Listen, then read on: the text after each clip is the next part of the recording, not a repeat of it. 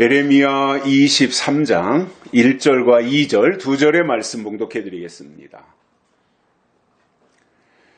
나 여호와가 말하노라. 내 목장의 양무리를 멸하며 흩는 목자에게 화 있으리라. 그러므로 이스라엘 하나님 나 여호와가 내 백성을 기르는 목자에게 이같이 말하노라. 너희가 내 양무리를 흩으며 그것을 몰아내고 돌아보지 아니하였도다. 보라, 내가 너희의 악행을 인하여 너희에게 보응하리라. 여호와의 말이니라. 아멘. 모두 한 주간 동안도 안녕하셨습니까? 장마비가 내리고 있습니다. 본격적인 장마로 접어들었다고 하니까 주변 관리, 건강 관리 잘 하셔야 될 것 같습니다.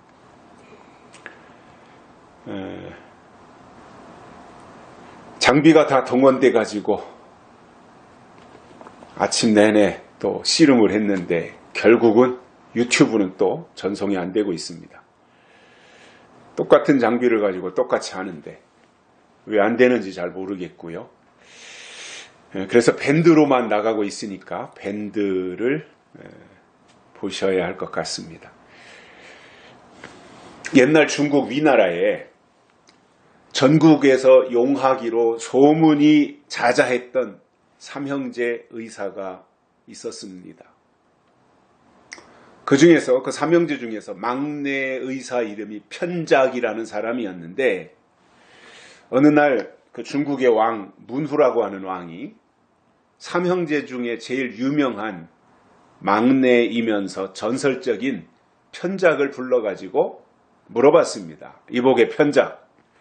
그대 그 삼형제는 모두가 다 의술에 뛰어난데 삼형제 중에 누구 의술이 가장 뛰어난가? 하고 이렇게 왕이 막내에게 물었습니다. 그랬더니 막내 편작이 대답하기를 맏형의 의술이 가장 뛰어나고 그 다음에 둘째 형이며 제가 가장 부족합니다. 이렇게 대답을 했습니다. 그랬더니 왕이 의아해하며 편작에게 다시 물었습니다. 그런데 자네 말은 맏형이 가장 뛰어나다고 하는데 어째서 막내인 자네의 명성이 가장 높은가? 밖에 나가보게 사람들이 다 편작 하고 있지 않은가? 하고 다시 물었습니다. 그랬더니 편작이 이렇게 대답을 합니다. 맏형은 병이 발생하기 전에 그의 혈색이나 얼굴 모양이나 걸음 걷는 자세나 일하는 모양이나 이런 것을 보고는 아하, 저 사람에게는 앞으로 이런 병이 발병할 수 있겠다라고 진단을 하고는 미리 그 병이 생기지 않도록 근원을 제거하는 일을 합니다. 이게 우리의 맏형입니다. 그러니까 환자가 아프기 전에, 환자에게 병이 생기기 전에 그것을 미리 알고 예방 차원에서 치료해 준다라는 거예요. 그러다 보니 환자들은 그 맏형인 의사가 자기 병을 치료해 주었다는 사실을 모르고 지나간다는 거예요. 병이 생기기 전에 그 근원을 제거했기 때문에 그렇다는 겁니다. 그래서 최고의 진단과 처방으로 고통 없이 가장 수월하게 환자의 목숨을 구해주지만 명의로 세상에 이름을 내지는 못하고 있습니다. 이렇게 대답을 했습니다. 그에 비해서 작은 형 둘째는 병이 막 생기려고 하는 초기에 이제 몸에 열도 나고 말이죠. 이렇게 뭔가 병이 생기려는 초기에 치료한다는 거예요. 그러니까 병이 아직 깊어지기 전에 치료하기 때문에 그대로 두었다면 목숨을 앗아갈 수도 있는 큰 병으로 진행이 되고 발전될 수도 있었지만 그것을 미리 치료해 주다 보니 사람들이 모르고 그냥 지나친다는 것입니다. 그래서 작은 형도 세상에 이름을 떨치지 못했다는 거예요.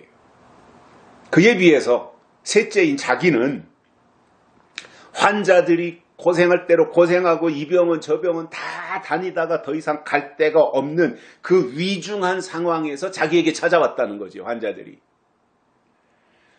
그 지경이 되어서 찾아왔을 때 진맥을 하고 그 다음에 침을 놓고 독한 약을 쓰고 또 그 부위를 도려내기도 하고 수술도 하고 이렇게 하는 것을 환자와 가족들이 다 지켜보게 된다는 거예요.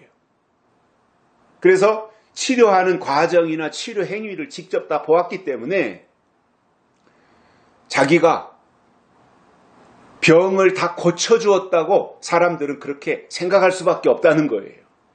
그리고 막바지에 이르러서 이 방법 저 방법 하다가 안 된 사람이 와서 자기에게 와서 뭐 이러한 치료를 받고 고치다 보니 저의 의술이 가장 뛰어난 것으로 잘못 알려지게 된 것입니다. 사실은 큰형의 의술이 가장 뛰어난데 그는 유명하지도 또 돈을 벌지도 못했고 돈을 가장 많이 벌기도 하고 유명해진 것은 막내인 편작이었다라는 것입니다. 저는 이 내용을 어느 책에서 보면서 좀 생각한 것이 있습니다. 이게 뭔가 미리 알려주면 당신은 이렇게 될 수 있으니까 그것을 이렇게 예방해야 된다고 미리 알려주면 사람들은 그것에 대해서 전혀 관심을 가지지 않고 귀담아 듣지도 않는다는 거예요. 그러나 코너에 몰리고 이제 이 죽음이 촌각에 놓여진 그 절박한 상황에서 가벼운 것 어떻게 조금이라도 피를 뽑아낸다든가 그 부위를 도려낸다든가 하는 이 수술을 통해서 목숨을 살려주고 그가 현재 안고 있는 그 문제를 해결해주면 그때는 그 의사를 최고로 손꼽더라는 거죠. 교회도 마찬가지입니다. 현실의 문제를 해결해주는 교회에는 사람들이 몰려가고 부흥하지만 앞으로 될 일을 미리 알려주는 예언의 말씀에 대해서는 별로 관심을 가지지 않고 귀담아 들으려고 하지도 않더라는 것입니다. 이것이 편작과 같은 교회가 부흥하는 이유라는 거예요. 맏형은 또는 작은 형은 그것을 그 일이 생기기 전에 그 사건이 다가오기 전에 미리 알려주는 것에 대해서는 사람들은 귀담아 듣지 않고 관심을 가지지 않더라는 말입니다. 오늘 읽어드린 이 본문 1절에 보면 하나님이 예레미야 선지자를 통해서 목자들에게 내 목장의 양 무리를 멸하며 흩는 목자에게 화 있으리라 이렇게 경고하셨습니다. 그렇게 하지 말라는 거죠. 이렇게 하면 화가 있으니까 그렇게 하지 말아라 이것을 경고한 거예요. 물론 다른 말씀들도 그렇지만 성경의 많은 부분이 교회와 목사들에게 한 말씀이에요.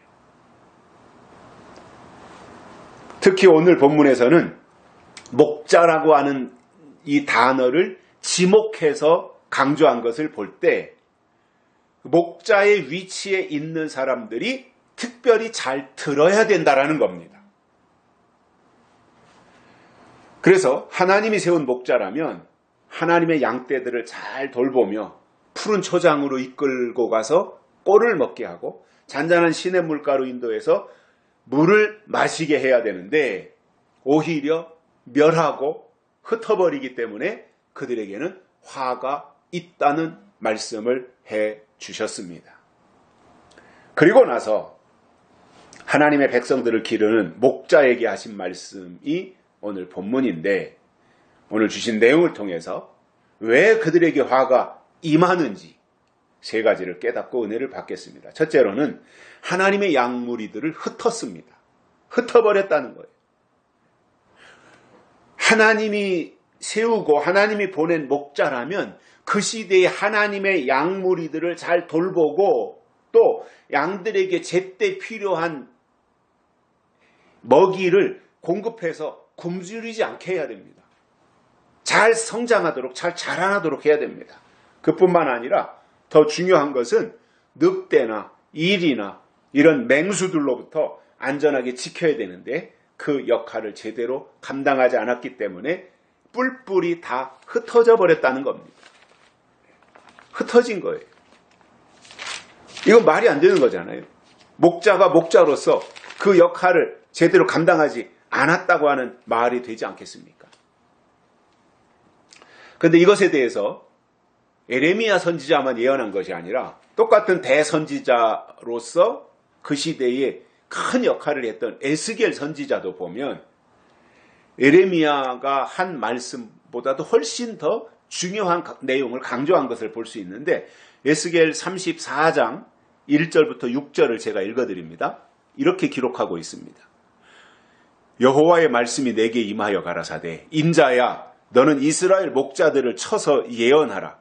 그들 곧 목자들에게 예언하여 이르기를 주 여호와의 말씀에 자기만 먹이는 이스라엘 목자들은 화 있을진저 목자들이 양의 무리를 먹이는 것이 마땅치 아니하냐?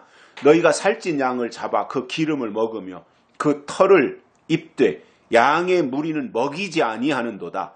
너희가 연약한 자를 강하게 아니하며 병든 자를 고치지 아니하며 상한 자를 싸매어 주지 아니하며 쫓긴 자를 돌아오게 아니하며 잃어버린 자를 찾지 아니하고 다만 강포로 그것들을 다스렸도다. 목자가 없으므로 그것들이 흩어져서 모든 들짐승의 밥이 되었도다. 내 양의 무리가 모든 산과 높은 맷부리에마다 유리되었고 내 양의 무리가 온 지면에 흩어졌으되 결코 찾는 자가 없었도다. 이렇게 에스겔 선지자가 말씀해 주셨어요. 그리고 또 한 장 넘겨서 에스겔 34장 17절부터 19절에서는 이렇게 설명하고 있습니다. 나 주 여호와가 말하노라. 나의 양떼 너희여 내가 양과 양의 사이와 숫양과 숫염소의 사이에 심판하노라. 너희가 좋은 꼴 먹은 것을 작은 일로 여기느냐? 어찌하여 남은 꼴을 발로 밟았느냐? 너희가 맑은 물 마신 것을 작은 일로 여기느냐? 어찌하여 남은 물을 발로 더럽혔느냐? 나의 양은 너희 발로 밟은 것을 먹으며 너희 발로 더럽힌 것을 마시는도다 하셨느니라. 이렇게 에스겔 선지자도 기록한 것을 볼 수 있습니다. 사실은 하나님이 정한 때가 가까워지면 흩어질 것이 아니라 오히려 마음과 뜻과 생각이 모여야 되고 그렇게 되기 위한 어떤 구심점들이 있어야 되지 않겠어요? 당연히 하나님의 사람들에게 있어서 구심점은 약속의 말씀이어야 되고 하나님의 뜻이어야 하는 것이 옳은 것이라고 저는 생각을 하거든요. 다른 어떤 것, 사람이 구심점이 될 수도 없고 어떤 상황이 구심점이 될 수도 없고 결국은 하나님의 말씀이 구심점이 되어야 하나님의 사람들이 거기에 모일 때 의미가 있는 것이라고 보기 때문에 그렇습니다. 자, 그러면 일반적인 의미에서 각 동물마다 특성이 있는데 양의 특성은 공격할 수 있는 무기가 없다는 거잖아요. 뭐 이빨이 무슨 사자 이빨과 같은 것도 아니고 또 성격이 포악한 것도 아니고 이러한 공격할 수 있는 특성이나 이런 것들을 전혀 가지고 있지 않고 양은 그저 먹이 사슬로 볼 때 하위에 있어서 다른 동물들에게 다른 짐승들에게 잡혀 먹힐 수밖에 없는 구조이기 때문에 뿔뿔이 흩어지면 오히려 공격당하는 데 있어서 취약해지기 때문에 양은 뭉쳐 있어야 되는 것이 맞아요. 무리 지어가지고 그래야 그나마 보존할 수 있는 거예요. 그런데 이제 무슨 사건을 만나면 예를 들어서 뭐 늑대나 이런 것들이 그 모여있는 양떼들이 뭉쳐있는 것을 향해서 막 달려와서 쫓아가면 양들이 기겁을 해가지고 뿔뿔이 다 사방으로 흩어지는 것이고 그러면 그 중에서 좀 달리기도 잘 못하고 도망도 잘 못 가는 약한 놈을 쫓아가서 먹이로 사냥을 하는 거지 않겠어요? 그래서 하나님의 사람들은 흩어질 것이 아니라 모여야 되고 뭉쳐야 된다는 겁니다. 히브리서 10장에서 히브리서 기자가 이런 말씀을 했습니다. 서로 돌아보아 사랑과 선행을 격려하며 모이기를 패하는 어떤 사람들의 습관과 같이 하지 말고 오직 권하여 그날이 가까움을 볼수록 더욱 그리하자. 예수님의 재림이 가까워질수록 더욱 모이기를 힘쓰라. 그러한 의미로 설명한 것이라고 봅니다. 그런데 목자들이 양무리를 제대로 돌아보지 않다 보니 양떼들이 뿔뿔이 다 흩어진 것이고, 이렇게 되면 양을 제대로 돌보지 못했고, 양은 양대로 고생하고, 양은 양대로 들짐승의 먹이감이 되고, 그리고 그렇게 되도록 방치한 목자들에게는 화가 임한다고 하는 것을 설명해 주셨습니다. 두 번째로는 양무리들을 몰아냈다 이렇게 말씀하고 있습니다. 첫 번째로 말씀한 것은 양무리들을 다 흩어지게 했다 이렇게 말씀했고, 두 번째로는 양무리들을 몰아냈다는 거예요. 쫓아냈다는 거잖아요. 자, 그러면 하나님의 목자라면 양떼들을 잘 돌보고 지키며 보살펴야 되는데 내쫓아 버렸다는 겁니다. 실제로 예레미야 당시 목자들은 집에서 돌보던 그 동물 양이 마음에 들지 않을 때 두들겨 패기도 하고, 또 그것을 잡아먹기도 하고, 그러한 일들을 실제로 행했습니다. 그러나 오늘 예레미야 선지자가 말씀하고 있는 이 양은 동물 양이 아니라 하나님의 백성을 의미하는 사람 양입니다. 하나님의 양떼라는 말이죠. 당연히 하나님의 양은 목자로부터 보호받아야 되고, 목자로부터 말씀을 공급받아야 할 권리가 있는데, 바른 말을 한다고 몰아낸다거나, 그 양무리가 마음에 들지 않으니 저주하거나 모질게 해서 나가도록 유도하는 것. 사실 저는 그렇게 생각합니다. 그 하나의 어떤 교회 공동체 구성원들이 있잖아요. 사람이 많은 공동체도 있을 것이고, 사람 숫자가 작은 공동체도 있을 것이고, 그 교회 구성원들이 있는데, 사람이 모인 곳이다 보면 의견이 다를 수 있잖아요. 이런 의견도 나오고 저런 의견도 나오고 다양한 의견들이 나올 수 있는데, 사실 저는 그렇게 생각해요. 그 공동체에서 나오는 어떠한 의견들이 진리 문제가 아니라면, 진리 문제에 대해서 반대하지 않고 일반적인 교회 운영이라든가 뭐 어디에 선교사를 보내는 문제라든가 어디를 구제를 하는 문제라든가 뭐 이러한 일반적인 교회가 어떤 행정적인 부분에 있어서 하는 이 일에 대해서는 반대 의견이 나오는 것이 건강한 교회입니다.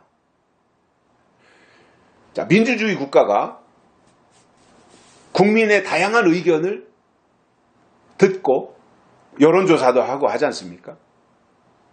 근데 독재는 99% 100%가 나오지만 민주주의는 절대 그렇게 나오지 않잖아요. 51%만 나오면 민주주의는 그 방향으로 갈 수밖에 없어요. 그러니까 민주주의가 뭐냐면 건전한 다른 의견들이 있다는 말이에요. 또 다른 의견들이 제기되고 제기된 의견들을 또 수렴하고 그것을 정책에 반영하기도 하고 이렇게 하면서 같이 가는 거잖아요. 그러니까 교회 안에서도 진리 문제를 제외한 어떤 행정적인 문제를, 행정의 문제를 교회가 운영하기 위한 이러한 방향을 정하고 나갈 때 그 교회 안에 반대 의견이 있다고 하는 것은 건강한 교회이고, 예스맨만 있는 것이 아니라 목자를 향해서 올바른 말을 해주고 마음에 울림을 주는 말을 해주는 사람이 있다고 하는 것을 그 교회 복이에요. 그런데 대개 보면 그런 말을 해주는 사람을 싫어하고 또 부담스럽게 생각합니다. 교회가 그 규모가 작을 때는 뭐 이런 저런 의견들 다 끌어안고 가지만, 그러나 교회가 커지고 또 숫자가 많아지면 그때부터는 그 목자의 마음속에 자기가 잘난 줄 알고 자기가 잘하는 줄 알아가지고 거드름을 피우기 시작하는 거예요. 그리고는 다른 의견, 교회 안에서 나오는 다른 의견들에 대해서 나오는 것을, 제기되는 것을 목사의 권위에 도전한다고 생각하고 듣지 않으려는 경향이 있습니다. 저는 교회 안에서 설교는 목사가 하는 거예요. 그러나 교회 경영은 같이 하는 거예요. 당회가 그래서 필요하고 재직들도 그래서 있는 거지 않습니까? 저는 그것이 성경의 원리라고 생각해요. 물론 교인의 입장에서 권위를 무시하고 아무 때나 막 대들고 설교 내용을 가지고 공개적으로 비난하고 인격을 모독하고 헐뜯고 하는 것은 같이 갈 수 없는 사람이기 때문에 어떤 조치가 필요할 것이라고 봅니다. 그러나 양무리들이 내 마음에 들지 않는다고, 그리고 자기 말을 잘 듣지 않는다는 이유로 몰아낸다면 그것은 하나님의 방법이 아니라는 겁니다. 예수님은 마태복음 24장에서 하나님이 세운 참 목자와 거짓 목자의 기준을 예수님은 설명해 주셨습니다. 참 목자는 충성되고 지혜 있는 종이 되어 주인에게 그 집 사람을 맡아 때를 따라 양식을 나눠줄 자가 누구뇨? 주인이 올 때에 그 종에 이렇게 하는 것을 보면 그 종이 복이 있으리라. 이렇게 마태복음 24장 45절 46절에서 참 목자의 태도, 자세 이런 것을 설명해 주었습니다. 그러니까 여기에서 예수님이 제시하신 참 목자상은 목사가 유명해져야 한다거나 교수를 할 것도 아니면서 학위를 하나 그냥 이 자기 어떤 보호막이나 이러한 이 가림막으로 가지기 위해서 별로 공부도 열심히 하지 않았으면서 박사학위를 가져야 하는 것은, 그것은 그다지 중요한 것은 아니고요. 예수님이 말씀하신 것을 보면 때를 따라 양식을 나눠주는 그 종의 태도, 이것이 가장 중요하다고 설명해 주고 있어요. 반대로 거짓 목자는 이렇게 설명합니다. 예수님이 주인이 더디 오리라 생각하고 동무들을 때리며 술 친구들로 더불어 먹고 마시게 되면 생각지 않은 날, 알지 못하는 시간에 그 종의 주인이 이르러 엄히 때리고 외식하는 자에 받는 율법에 처하리니 거기서 슬피 울며 이를 갈미 있으리라. 이렇게 말씀해 주셨습니다. 저는 오늘 본문에서 양무리를 몰아내는 목자가 여기에 해당되는 사람이라고 이해하고 있습니다. 그러면 순수하고 순결해야 될 교회가 왜 이렇게 갈 수밖에 없는가? 왜 교회 안에서 거짓 목자가 나올 수밖에 없었고, 왜 교회 안에서 거짓 목자를 따르는 거짓 신앙인들이 나올 수밖에 없는가? 왜 그런 구조가 교회 안에서 만들어졌는가? 초대교회 때는 그토록 구약의 율법과 거짓 선생들과 싸우고 방랑 설교자들하고 싸우고 바울과 같은 설교자들이 등장해서 그것에 대해서 심각하게 문제제기도 하고 신란하게 비판도 하고 이렇게 했었는데, 왜 마지막 이 시대에 와서 교회가 이토록 침묵하고 있고 올바른 진리에 대해서 강조하지 않는데도 불구하고 왜 이렇게 입 다물고 있는가? 그것이 저는 계시록 6장에서 넷째 인을 떼실 때에 나타나는 현상을 보면 이해가 된다라는 거예요. 계시록 6장 7절 8절에서 이렇게 말씀합니다. 넷째 인을 떼실 때에 내가 넷째 생물의 음성을 들으니 가로되 오라 하기로 내가 보매 청황색 말이 나오는데 그 탄자의 이름은 사망이니 음부가 그 뒤를 따르더라. 저희가 땅 4분의 1의 권세를 얻어 검과 흉년과 사망과 땅의 짐승으로서 죽이더라. 이렇게 말씀하고 있습니다. 그러니 넷째 인을 약되고 나면 청황색말이 나온다는 거예요. 즉 청황색말은 혼합주의가 등장한다는 거죠. 그리고 그 혼합주의의 뒤를 음부가 따라가면서 그들이 하는 일이 뭐예요? 죽이는 일을 한다고 성경은 말씀하고 있습니다. 이것이 사탄의 권세이고 인을 떼실 때 이것을 분별하지 못하고 혼합주의에 사로잡히면 때를 따라주시는 양식을 공급하지 못하고 영이 죽임을 당하게 됩니다. 이때부터 영적인 것과 육적인 것이 혼합된 교회는 사단에게 사로잡혀서 영을 살리는 것이 아니라 죽이는 일을 합니다. 그리고 양무리들을 함부로 대하며 마치 자기가 왕인 것처럼 군림하려고 한다면 그것은 때를 모르는 거짓 선지자이고 그들은 영적인 사람들을 울타리 밖으로 몰아내는 일을 하게 된다고 에레미야 선지자가 설명하신 겁니다. 세 번째로는 돌아보지 않았습니다. 양떼들의 상태가 어떤지, 밥은 잘 먹는지, 병이 들지는 않았는지, 아니면 맹수들에게 공격을 당해서 물리지는 않았는지 이런 것들에 대해서 돌아봐야 되는데 안 했다는 거예요. 왜냐하면 목자들 자신이 때에 관심이 없는데 그때 무슨 일이 일어나는지 알 수가 있겠습니까? 황충이가 하는 일도 모르고 또 황충이가 언제 나오는지에 대해서도 알지 못하는데 황충이로부터 양떼들을 돌볼 수가 있겠냐는 거예요. 이것이 하나님이 보실 때 악행이었고 하나님이 그들을 보응하신다고 하셨기 때문에 결국은 그들에게 화가 임하는 것입니다.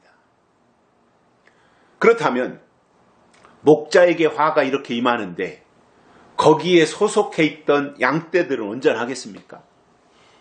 교회에 재앙이 임하는데 개인이 그것을 피할 수가 있겠습니까? 화받을 목자들은 평소에 양떼들에게 관심이 없었고 자기 출세에만 혈안이 돼 있다 보니까 때를 따라 양식을 제대로 제때에 공급하지 않았습니다. 하나님이 가장 중요하게 생각하는 것이 있습니다. 뭐 부자 되고 뭐 출세하고 성공하고 돈 많이 벌고 이러한 것이 하나님의 관심사가 아니라 하나님이 가장 중요하게 생각하시는 것은 로마서 12장에 나오는 말씀처럼 너희는 이 세대를 본받지 말고 오직 마음을 새롭게 함으로 변화를 받아 하나님의 선하시고 기뻐하시고 온전하신 뜻이 무엇인지 분별하도록 하라 하신 이 말씀입니다. 이렇게 되기 위해서는 영적인 성장이 뒷받침이 돼야 됩니다. 영적으로 성장하지 아니하고는 절대로 하나님의 뜻에 관심을 가질 수가 없습니다. 그것은 다 수준에 따라서 되는 일이기 때문에 그렇습니다. 맨날 초등학문에만 머물러 젖이나 먹고 땅에 복이나 받겠다고 하고 있으니 어떻게 하나님의 뜻을 그런 수준으로 알 수 있겠습니까? 자식들을 키워보면 특히 엄마의 그 헌신과 희생과 수고가 더 훨씬 큰데 아마도 그 모성애 때문이라고 보는데 나와서 뭐 진자리 마른 자리 갈아 눕히기도 하고 또 똥기저귀 다 갈아 채우면서 헌신적으로 돌봐주고 뒷바라지를 해줍니다. 그런데 그 아이는 엄마의 그런 수고를 전혀 몰라요. 자기가 똥 싸놓은 것을 치우는데 엄마가 그것을 어떤 마음을 가지고 치워주는지 그런 거에 대해서 전혀 몰라요. 아이는 부모 뜻에 전혀 관심이 없어요. 엄마가 어떤 생각하는지 아버지가 무슨 생각을 하고 있는지 그거에 대해서는 관심이 없고 자기를 예뻐해 주니까 좋아할 뿐 부모의 뜻에는 조금도 관심이 없습니다. 이것이 어린아이입니다. 부모가 그토록 애지중지하는데 자식은 부모의 뜻에 관심이 없어요. 저는 신앙에도 똑같이 적용이 된다고 봅니다. 그래서 하나님이 기뻐하시는 신앙은 단단한 식물을 먹고 반듯하게 잘 성장해서 이 시대에 나타내시려고 예비하신 하나님의 뜻이 무엇인지 올바로 분별하는 것입니다. 그런데 이처럼 중요한 하나님의 뜻을 알지 못한 것은 때와 법이 무엇인지 몰랐다는 것이고, 이렇게 되면 그들에게는 화가 임한다는 거예요. 당연히 여기서 말씀하고 있는 이 화라고 하는 것은 제가 2주 전에 설명을 드렸던 계시록 8장에 나오는 화, 즉 세 가지 화가 있었잖아요. 다섯째 나팔, 여섯째 나팔, 일곱째 나팔. 이 화가 임한다는 거예요. 자, 이런 부분들은 사실상 굉장히 중요하기 때문에 귀에 딱지가 앉을 정도로 들어서 완전히 자기 것으로 숙지해야 할 필요성이 있다고 보기 때문에 제가 이 부분을 지지난주 설명을 드렸지만 다시 설명드립니다. 다섯째 나팔은 첫째 화입니다. 첫째 화가 나팔로는 다섯째 나팔이에요. 다섯째 나팔이 화로는 첫 번째 화인 거예요. 그때 나타나는 것이 황충이고요. 그래서 황충이가 나오면 어둡게 하는 일을 한다고 설명을 드렸었습니다. 그리고 여섯째 나팔은 둘째 화입니다. 둘째 화가 여섯째 나팔이라는 말이에요. 그리고 그때 등장하는 것은 마병대입니다. 그리고 일곱째 나팔은 대접 쏟는 심판입니다. 계시록 16장에 보면 대접 7개를 쏟습니다. 그리고 그 한 대접 하나하나 쏟을 때마다 나타나는 일들이 있습니다. 그래서 그 대접 쏟는 것은 심판하는 일이고, 또 이 일곱째 대접이라고 하는 것은, 일곱째 나팔이라고 하는 것은 나팔 자체가 7개가 있는데 그 중에서 일곱째 나팔은 셋째 화인데 이것이 마지막 나팔이잖아요. 그래서 이 일곱째 나팔은 예수님이 호련히 재림하시는 나팔이기도 합니다. 그래서 일곱 번째 나팔 속에는 대접 쏟는 심판과 예수님의 재림이 같이 들어있는 나팔이에요. 계시록에는 일곱인, 일곱 나팔, 일곱 대접을 설명하는 내용이고, 이 세 가지 사건, 즉 일곱인, 일곱 나팔, 일곱 대접, 이 세 사건이 다 중요하고 의미가 있어요. 먼저 일곱인은 인 떼는 거잖아요. 첫째 인 떼고 둘째 인 떼고 인 뗄 때마다 나타나는 일들이 또 있죠. 이 일곱인을 뗀다고 하는 것은 하나님이 계획하고 계신 마지막 일이 어떻게 시작되는가, 시작을 알리는 거예요. 인을 뗀다고 하는 것은. 또 그 다음으로는 일곱 나팔이 나오는데, 이 일곱 나팔은 계시록에서 설명하는 하나님의 역사가 어떻게 진행이 되는지에 대한 과정을 설명한 내용입니다. 나팔은 진행 과정을 설명하는 내용이에요. 그리고 일곱 대접은 끝맺음을 하는 것에 대한 설명인데, 제가 볼 때 일곱인, 일곱 나팔, 일곱 대접, 이것 전체, 이 세 가지를 설명한 것이 계시록 전체인데, 그 중에서 제가 볼 때 중요하다고 봐야 되는 것은 우리가 준비하는 게 중요한 거 아니에요? 그렇기 때문에 저는 우리가 준비해야 되는 과정 속에 들어가서 볼 때 이 나팔이 중요하다, 이렇게 생각을 해요. 대접 쏟는 건 결과인데, 결과는 뭐 우리가 준비된 그 내용에 따라서 결과는 임하는 거 아니겠어요? 이러한 과정을 하나하나 볼 때 신앙이 성숙했다면 그 증거 중에 하나로 성경을 통해서 이 시대의 교회들을 볼 수 있어야 됩니다. 그리고 그 교회를 본다고 하는 것은 지금 교회가 어디에 서 있는가, 그 교회가 영적으로 어디쯤 가고 있는 것인가, 그리고 지금 교회가 증거하고 있는 메시지의 내용이 어떠한 것인가, 하나님의 뜻이 포함되어 있는가, 메시지 속에 하나님의 약속이 있는가, 아니면 기복신앙만 말하고 있는가, 그리고 교회 안에 있는 사람들의 관심이 어디에 있는가? 세상에 있는가? 아니면 하나님에게 있는가? 성경에 있는가? 계시록에 있는가? 이런 것들을 우리가 이렇게 딱 보면 진단할 수 있는 거 아니에요.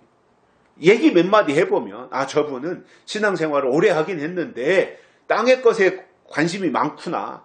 아니면 저분은 신앙생활 얼마 하지 않았는데 저분은 오로지 하나님의 뜻이 어떻게 이루어질 것인가에 대해서 관심을 가지고 있구나. 이런 것을 보면 그분의 신앙의 상태가 어떠한 것인지 점검할 수 있는 거예요.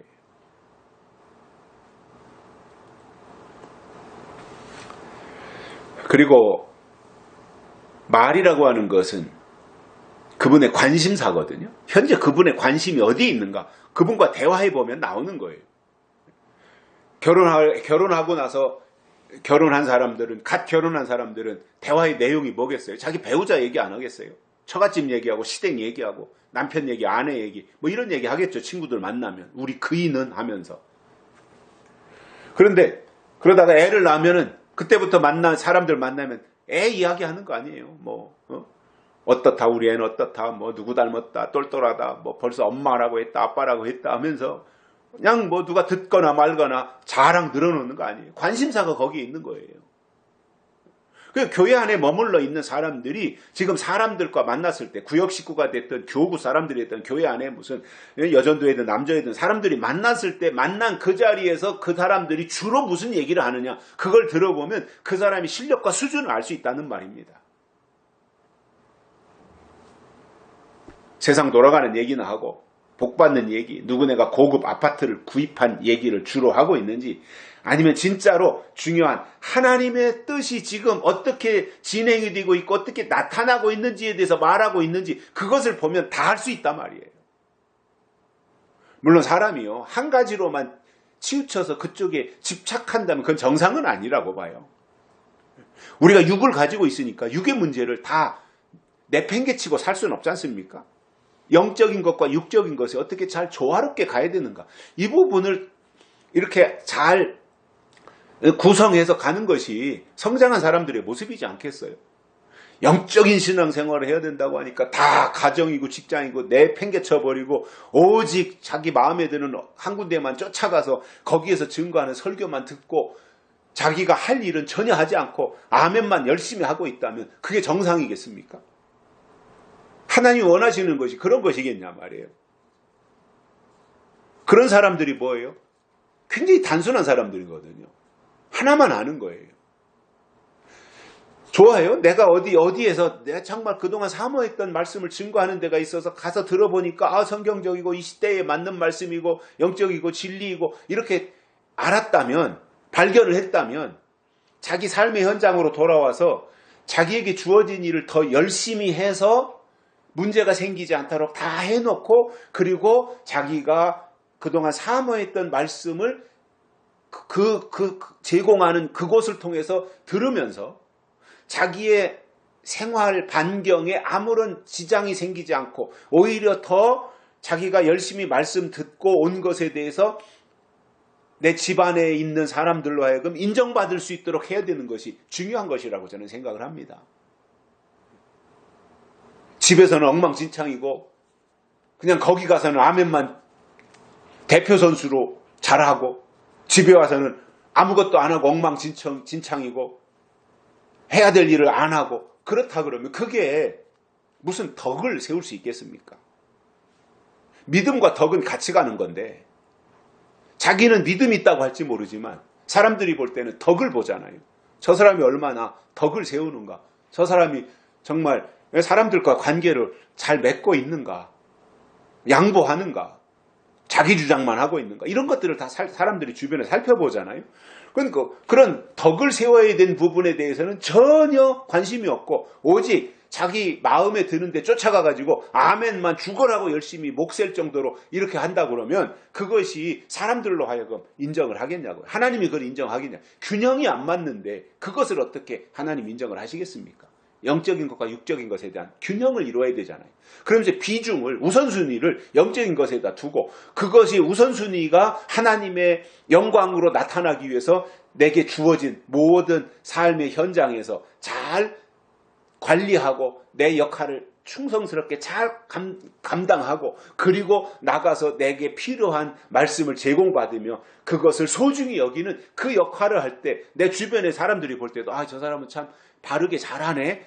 내가 저 사람이 믿는 신앙 나도 한번 가져볼까 이렇게 동기부여가 되는 것이지 전혀 돌아와서는 아무것도 안 하고 거기 가서만 방방 뛴다면 그것을 누가 인정을 하겠습니까? 하나님이 그걸 인정하겠냐 말이죠. 그래서 사람들이 착각하는 게 그거예요. 방방 뛰면 잘하는 줄 알아요.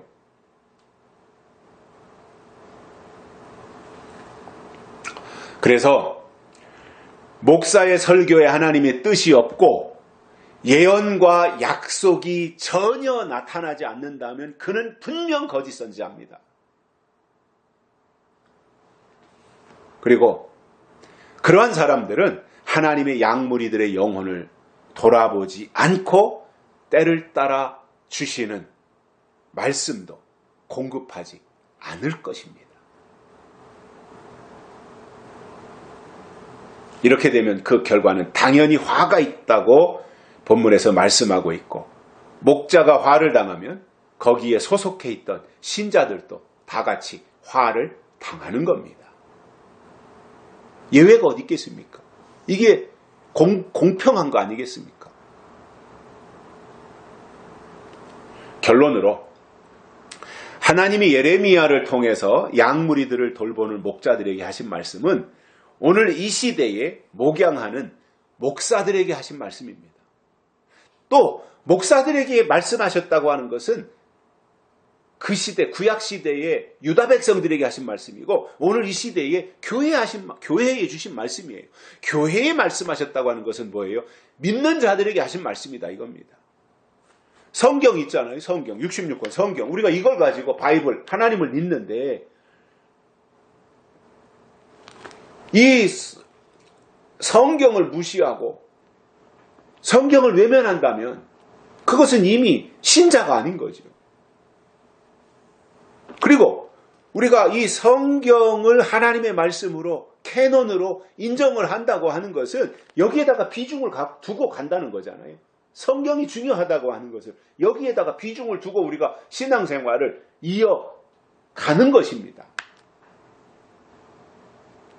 그렇다면 성경이 우리에게 무엇을 말씀하시는가? 이것을 우리가 귀담아 듣고 또 성경이 강조하는 이 내용을 우리가 보면서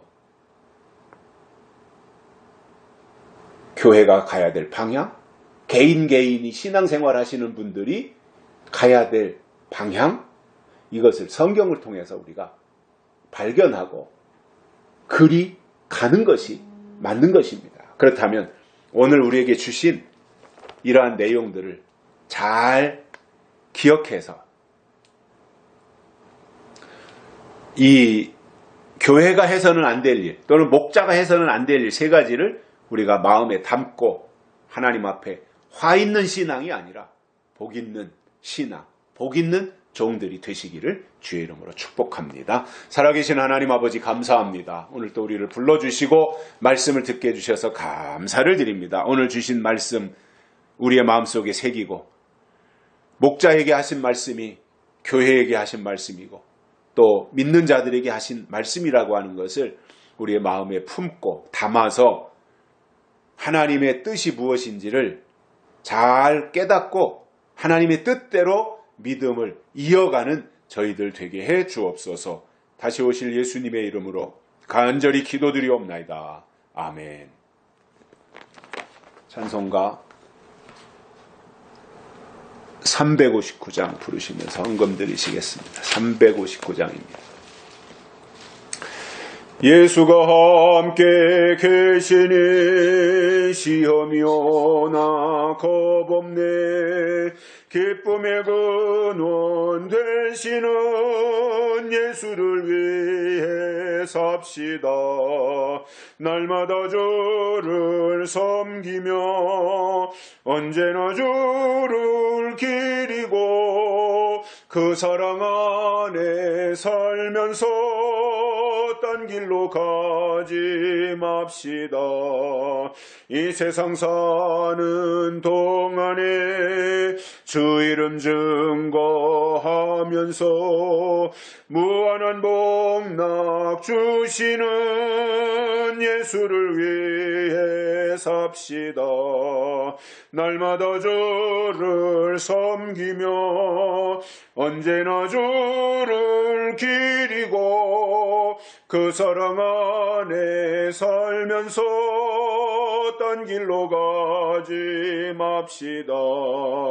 이 세상 친구 없어도 예수는 나의 친구니 불의한 일을 버리고 예수를 위해 삽시다. 날마다 주를 섬기며 언제나 주를 기리고 그 사랑 안에 살면서 딴 길로 가지 맙시다.